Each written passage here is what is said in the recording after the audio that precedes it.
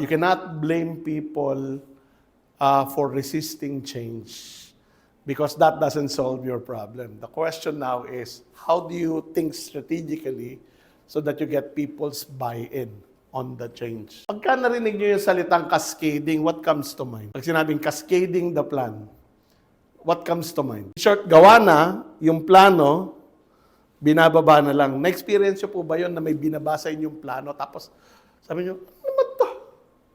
Have you had that experience? At have you ever resisted change where you participated in developing the change? Have you ever had that experience na nag-participate ka, you contributed in the change plan, and then after that, sinabi mo, pangit itong change na ito?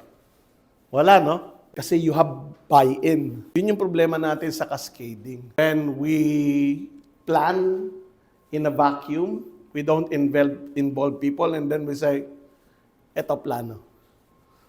And people say, hindi ako kinonsulta. O kaya naman sasabihin lang, ba't kaya hindi nila naisip to? Okay? It's how people understand the plans. And the best way to get people's buy-in is to move from cascading to involving people. No? So it's a very important strategy to have instead of developing the plan on your own.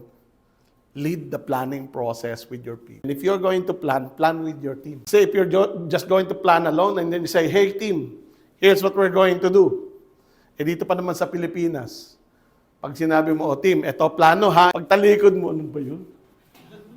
Nakaka-relate, di ba?